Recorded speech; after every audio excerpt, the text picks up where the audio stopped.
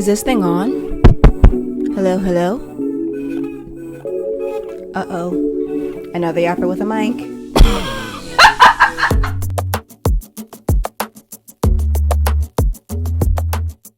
Hello, everyone, and welcome back to the Napkin in Between podcast. I am your host, Deja Jones. I hope everyone has been having a good week, except for that orange chick lady. Of course. I have been having a great week, and I feel like I'm going insane a little bit. Like, I feel like a little bit like an addict. Actually, let's do a quick AA meeting, okay? Hello, my name is Deja, and I am addicted to Olandria. Guys, it's bad. It's bad. This is the first time that I ever feel like I've been too invested into people that I don't know. Like, I feel like I'm being parasocial, but at the same time, I know that I'm not being parasocial, because if I were being parasocial, then I wouldn't be able to say, like, this is parasocial. I feel like when people are parasocial, they don't realize it, and they say, like, and do weird things, and then it's like, that's weird. You shouldn't do that. Like, I'm not really being parasocial. I'm just, like, keeping up with everything that they do.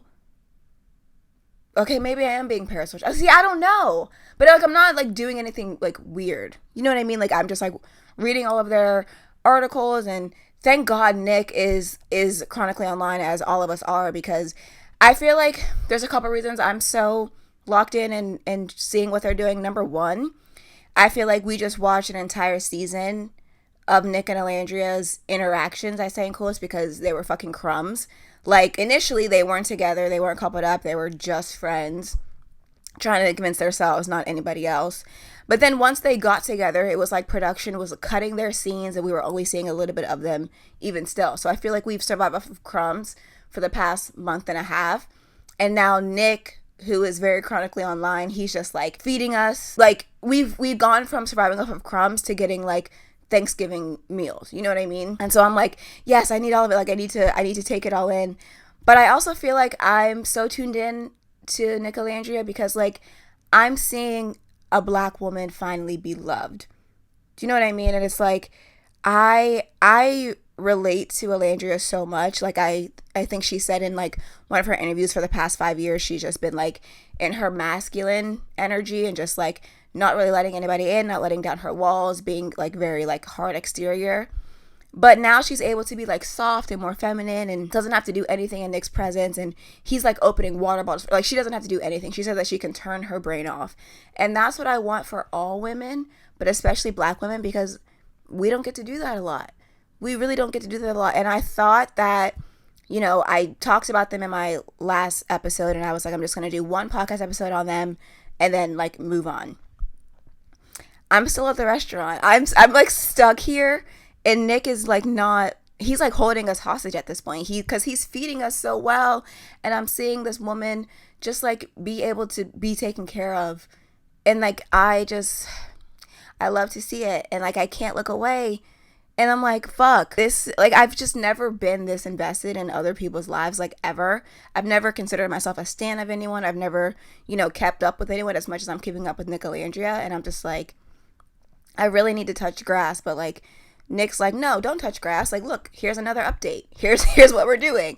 Here's Olandria. You know what I'm saying? So it's like, and I just love seeing a Black woman be loved. And also, of course, keeping up with Nick Olandria, they've been my couple since day one. I went back because as I was watching Love Island, I was doing reviews of every episode, and so I was like, when did I clock Nick and Olandria? Like, when did I say, like, oh, I like them? You know what I mean?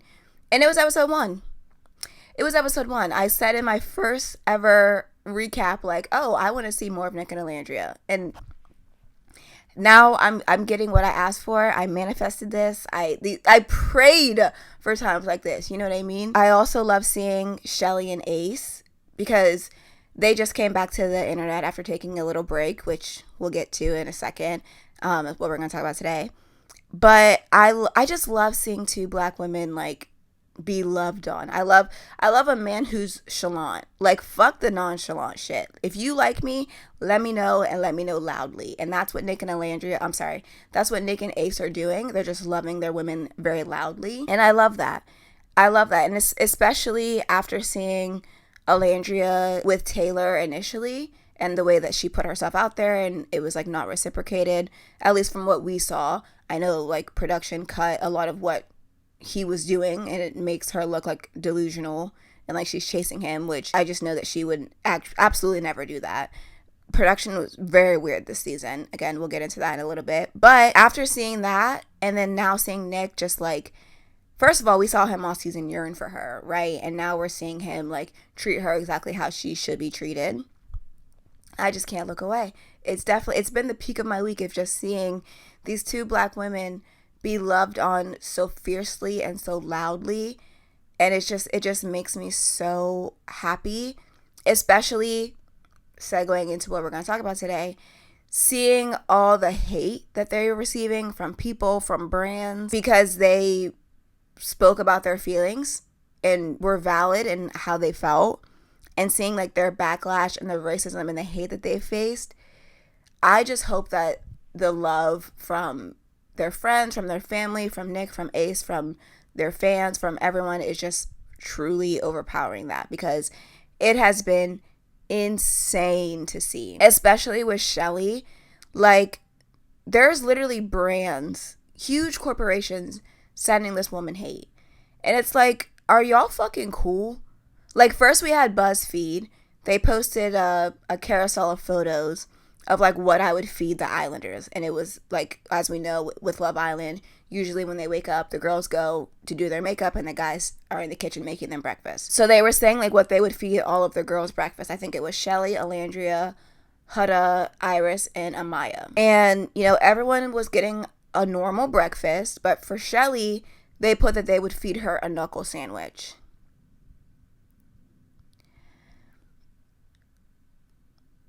Are y'all cool? Like, what the fuck is going on? That is so insane to me when you, like, really think about it. Like, why are we perpetuating violence against a black woman? Hello? Are we being for real right now? Be so fucking for real. Like, and the way the media wants to villainize black women truly needs to be studied. They go to so many lengths to villainize black women and to make black women these negative stereotypes. Like, for example, Time Magazine also, they posted a carousel talking about common toxic communication styles that we saw in season 7. And one of the things that they highlighted was toxic interruptions. And they said, as the first example, they said, oh, remember when after the heart rate challenge, Huda was trying to apologize to Chelley, and Chelley told Huda to save it. First and foremost, that's not at all what the fuck happened. Chelley didn't tell Huda to save it at all. What they got that from when Olandria was being dumped from Casa, and Zach was like, oh, can I talk to you? And Olandria said, save your words. So first and foremost, mixing up the only two black women on the show, dark-skinned black women, let's be serious. Like, first of all, they look nothing alike. Yeah, they're both dolls, but Olandria is a Barbie and Chelley is a brat. Like, let's be serious. Let's be serious. So that's number one. Just mixing up the two black women on the show is fucking crazy. Second of all, that's not even what Chelley said. So they were called out for, you know, like Chelley never said save it to Huda. So they changed it, and they said that Chelley had said, they still said that it was a toxic interruption, and said that Chelley cut Huda off mid-sentence as she was trying to apologize and said, no, we'll talk tomorrow. Again, that's not what the fuck happened. What happened is after the heart rate challenge, when Huda did whatever she did, we didn't see it because, of course, production cut it. Huda pulled Chelley and said, you know, can we have a chat? At first, Chelley said, sure, let's have a chat. They're starting to walk to the daybeds to have a chat. Neither one of them is speaking. And then Chelley turns and says, actually, you know what? I'm aggravated. I'm irritated. I don't want to say anything out of emotion, so let's just talk tomorrow. Huda says, okay, love you. Chelley says, love you too. They go their separate ways. Is that not healthy communication? Is it not healthy communication to check your own emotions and be like, listen, you know what? I'm feeling a type of way, and I don't want to say anything that I don't necessarily mean, so let's just come back at another time. Is that not healthy communication? Mind you, I didn't read the full article from Time Magazine because once I saw that, I was just like not interested. But someone had commented and said that in their article, they then go on to talk about healthy forms of communication. And one of them is recognizing when you're too upset to have a conversation and letting yourself cool off before having a conversation. So the very thing that Chelley did, that they're trying to villainize her for and say that this was a toxic communication pattern, they then turned around and used that example as a healthy communication pattern. But in their carousel on Instagram, they twist it in a way to try to make it look like Chelley was exhibiting toxic communication. I just, like, what the actual fuck, bro? Like, Chelley did everything right in that situation. She checked herself, checked her emotions, and was like, you know what? Yeah, I'm not ready for this conversation. But instead of highlighting that, instead of using that as a way to say, like, oh, this is healthy communication, which you said later on in the article, you twist it because that better fits the mean girl, bully, angry black woman narrative that's already been spiraling for weeks. Mind you, they just posted this, Time Magazine posted this just this week, when the whole thing between Huda and Chelley, weeks ago, shows wrapped, shows over, production's closed, but y'all are still trying to make Chelley this crazy, angry villain.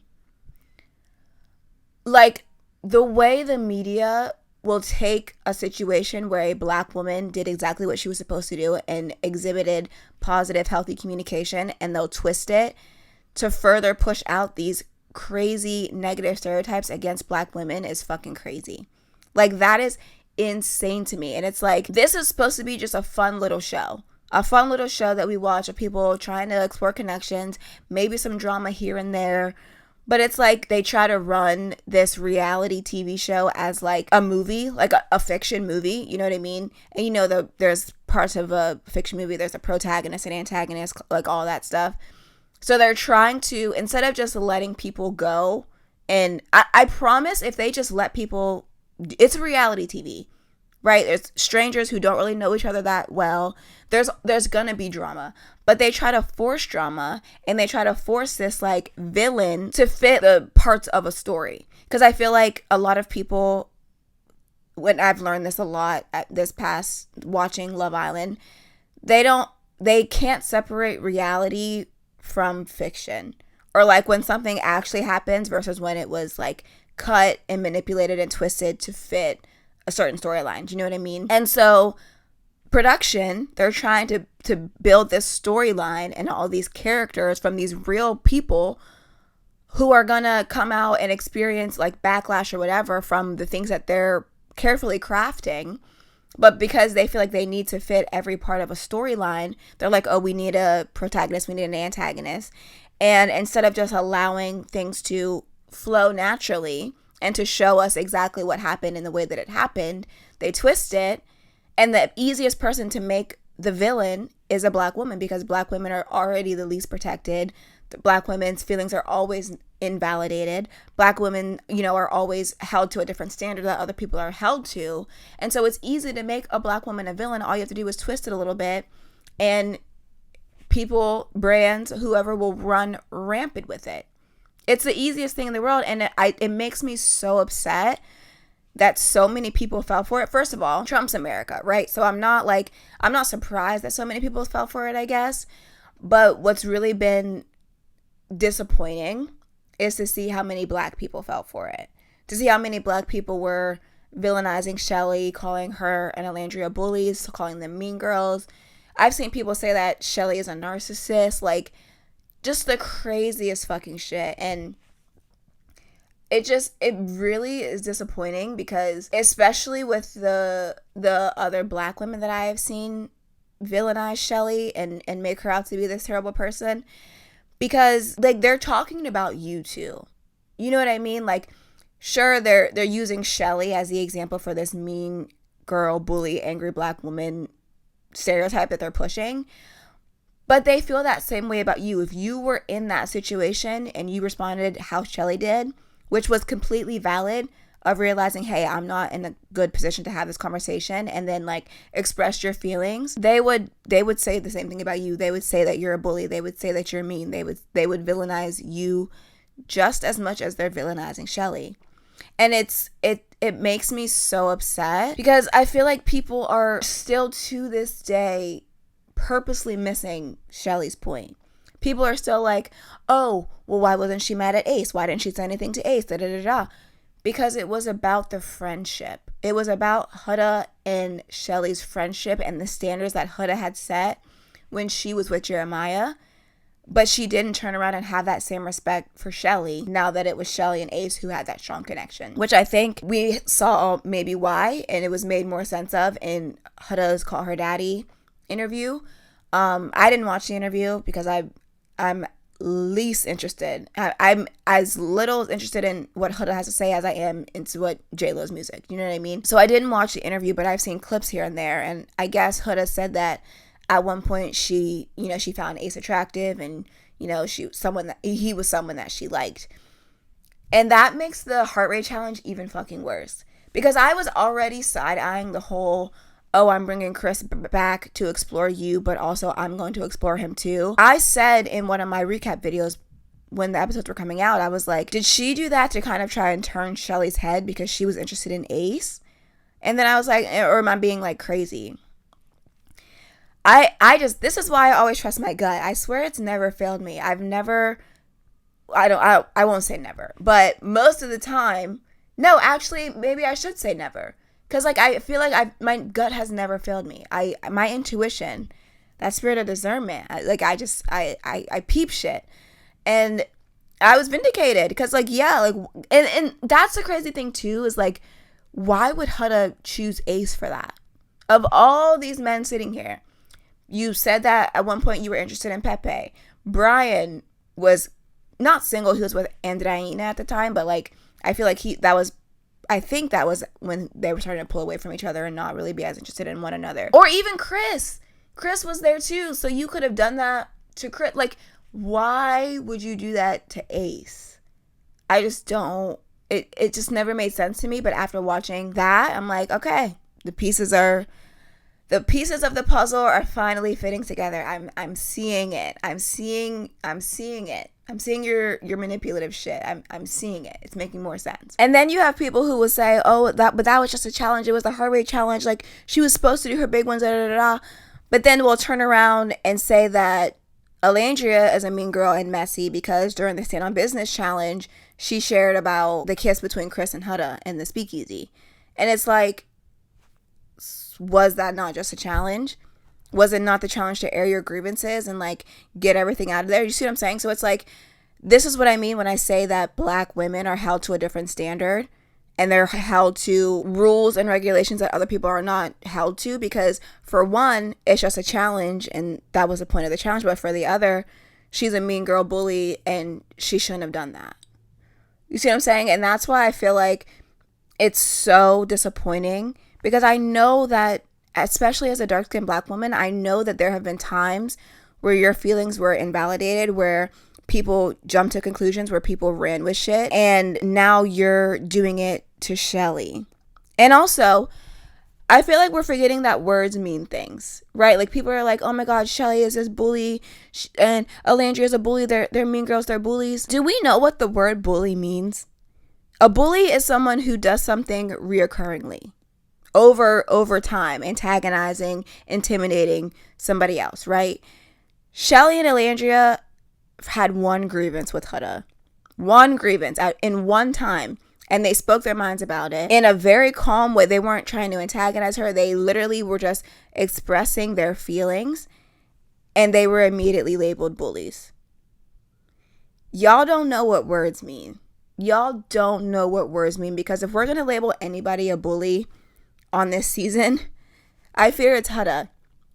She multiple times called bombshells bitches, called them all out of their names, said that they weren't girls. She publicly went after Iris after Jeremiah picked Iris in the door challenge. Like, the only bully was Huda.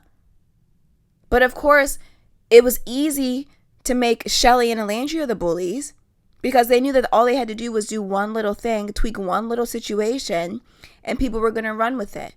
And it's crazy. Like, that's why I get so upset seeing so many black people villainize Chelley and Olandria, mainly Chelley, because it's like, y'all know.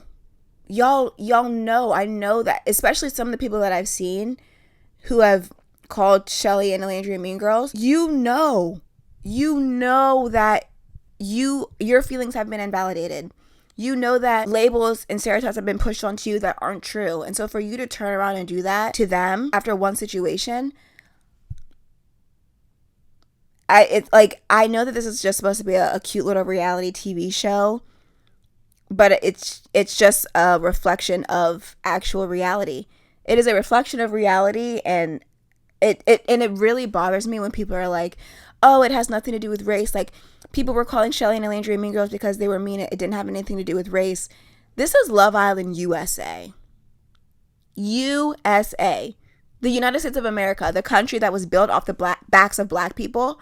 The country that every single thing, racism is embedded into it because it is woven into our society. You're going to tell me in that country that this has nothing to do with race? Be so for real.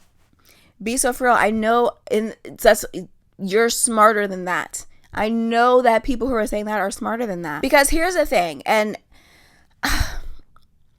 unpopular opinion, maybe. I don't know if this is controversial to say. Maybe it is. This is how I feel. I'm open to, if somebody disagrees with me and wants to explain it to me in another way, please do. But I feel like racists are always looking for a reason to be racist, whether that's out loud, whether that's quietly. They're always they're just waiting for a reason. You know what I mean?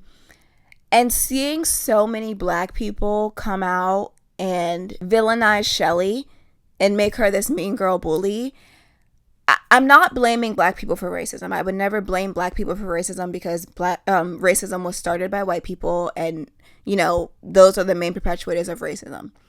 However, I do think that there are times that black people can aid in the perpetuation of racism, whether that be against other minorities and communities, whether that be against ourselves. I feel like there are times when black people help to uplift racism.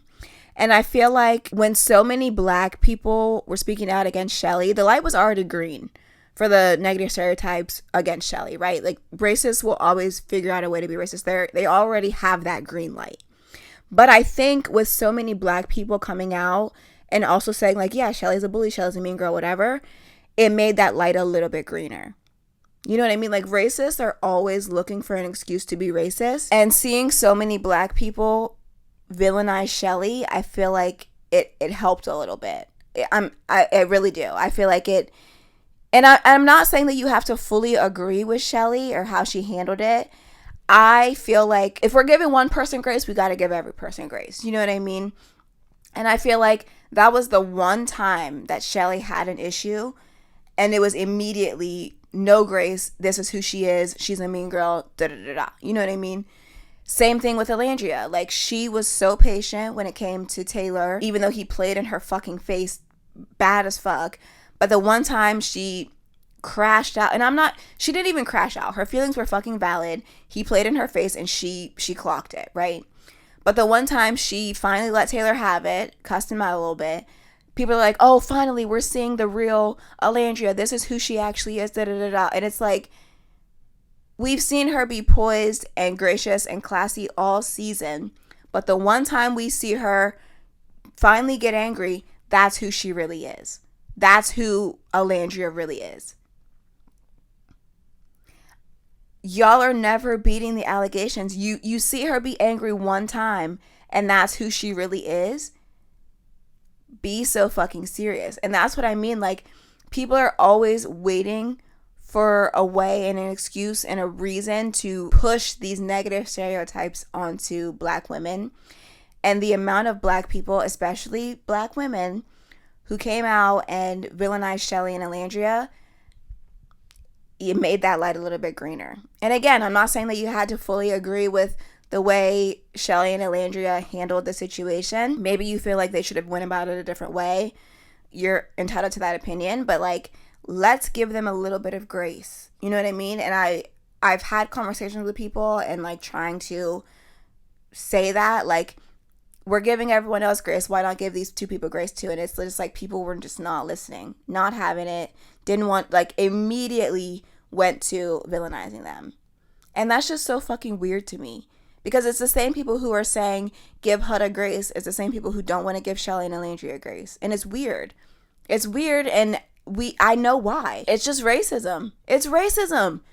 And then there's some people like, oh, it's not racism. Yes, the fuck it is. Because why are we giving one woman chance after chance after chance to give her redemption arc and to show that she's grown, but when it's Chelley and Olandria, y'all immediately want to write them off? You will not JLo level gaslight me. It is fucking racism. I don't give a fuck. And again, the media is always looking for a villain. They're always looking for someone who they can paint in a negative light, because that is in some ways what gets the views, right? The drama, the villain, the whatever. And it's so easy to make Black women the villain because we're already not given any grace. So yeah, to see so many Black people, especially Black women, come out and immediately villainize Chelley and Olandria and immediately call them mean girls, bullies, and whatever, you made that light a little bit greener. And you might not want to admit to it, but at the end of the day, like, you did. I just think maybe we should be a little bit more cautious of the things that we're saying, especially when we have platforms.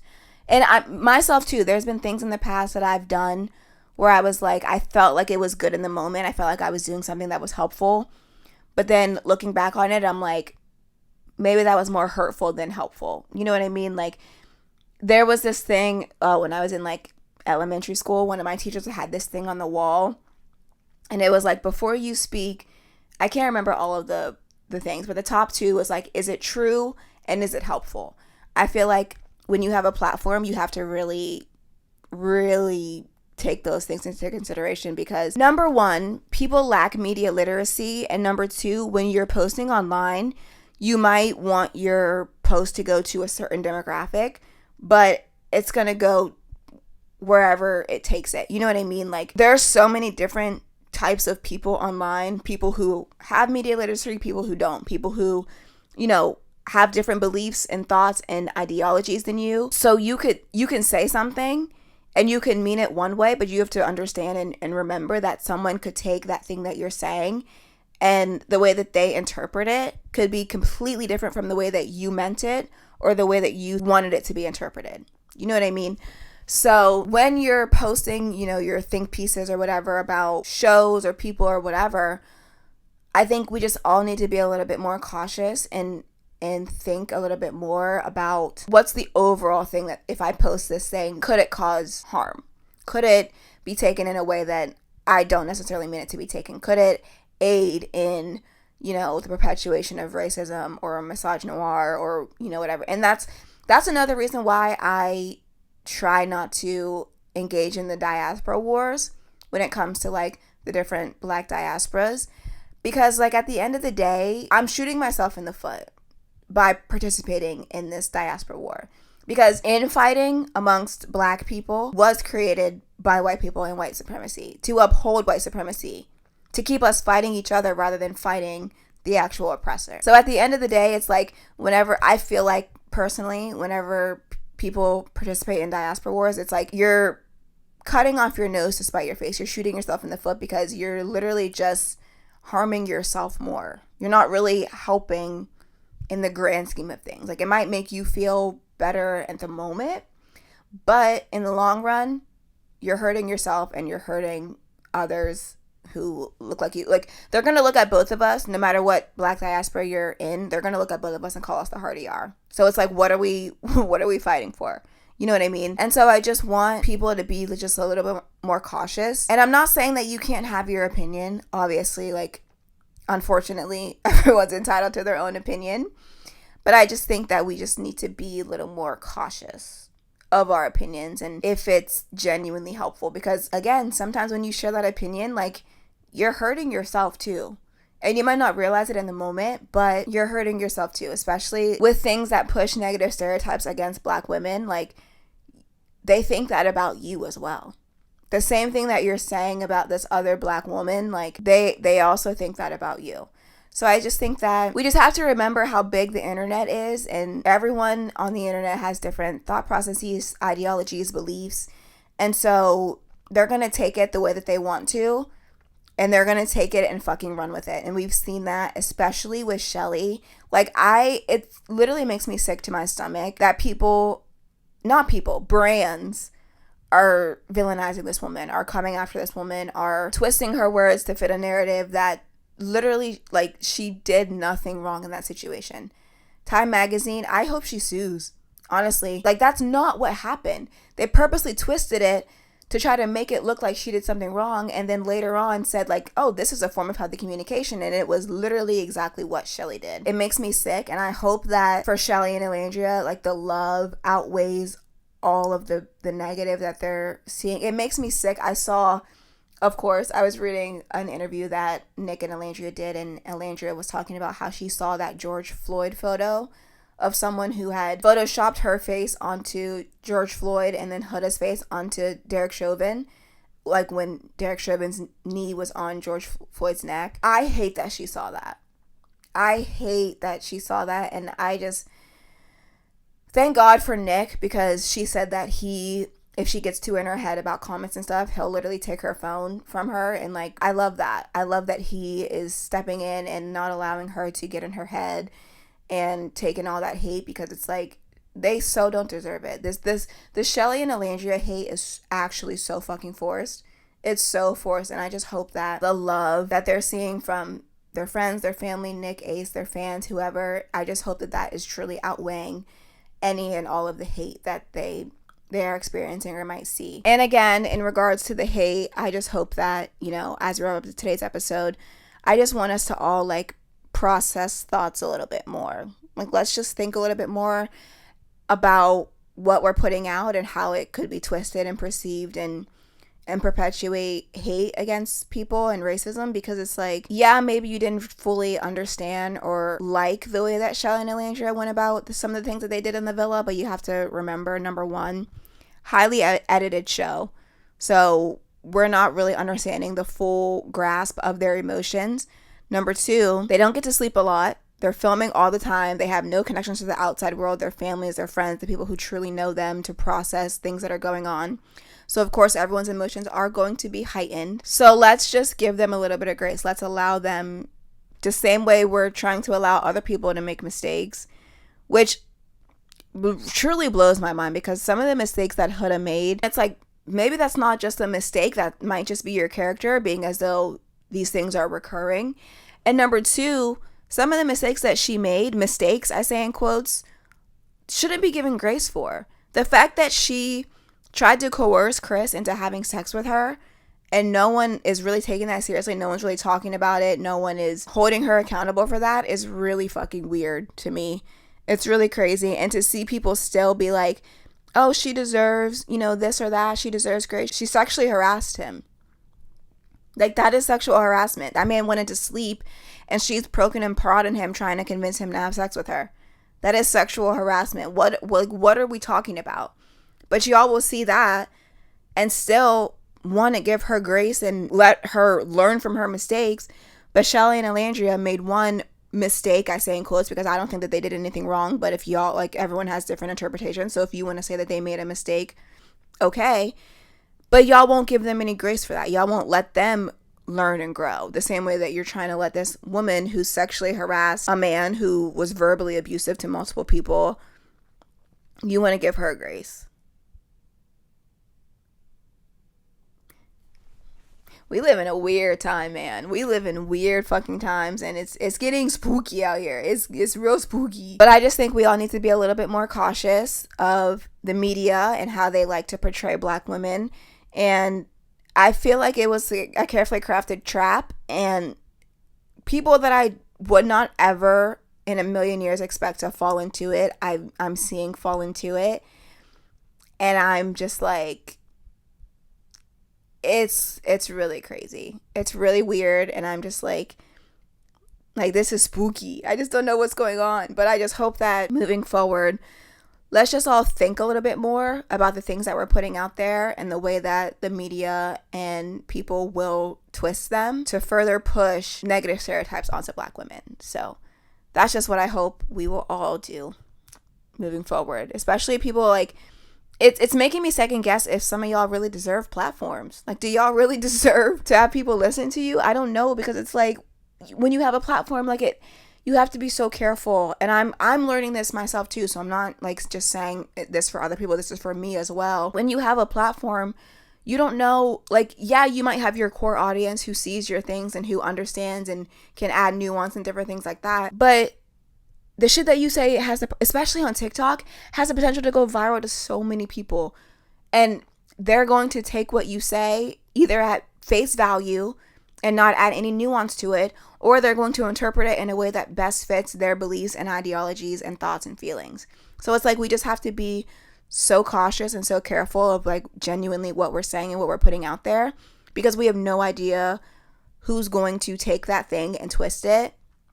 It could be people, it could be brands, like, you just don't know. So I just think that we all should just be a little bit more careful and cautious, and let's just have the same rules apply to everyone. If we're going to give one person grace, we need to be giving every person grace, and that's just how it should be. And the fact that it's not that way is absolutely rooted in racism. And racists are always looking for that green light. Well, they already have that green light, but they're looking for ways that they can make that light a little greener. So I just think that we should all just be a little cautious and a little bit careful about the things that we're saying, because number one, it fits into a stereotype that is pushed onto Black women, which very much includes the Black women who are doing these things that push these negative stereotypes. So let's just all be a little bit more careful.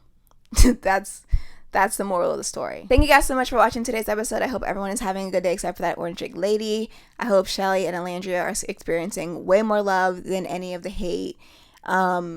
Nick, continue to take Olandria's phone if you need to. Ace, he already said, he let us know early, I'll crash out about Chelley. So, and honestly, like, I'm scared of Ace and Nick, because I know both of them. Like, we haven't really seen either one of them angry or raise their voice or anything, but I know that if they get to that point, sheesh, I'm scared. So y'all chill, because Ace and Nick do not play about Chelley and Olandria. Don't play. And I love that for them. I love seeing the love that Olandria and Chelley are getting, and I just hope that it fully outweighs the hate. I love that for them. I love seeing Black girls be loved. And that's why I'm justifying my parasocialness to them right now. Because I'm not being parasocial, I'm just loving seeing a Black woman be loved. So that's my final thoughts, and no further questions at this time. Thank you so much for watching today's episode. I hope everyone is having a good day except for that orange drink lady, and I will talk to you in the next episode. Peace and love. Talk to you later. The Napkin in Between, hosted by Dejanay Jones, produced by Dejanay Jones, post-production by Dejanay Jones, music by Sam Champagne, and graphics by Isma Vidal. Don't forget to like and subscribe. See you next episode.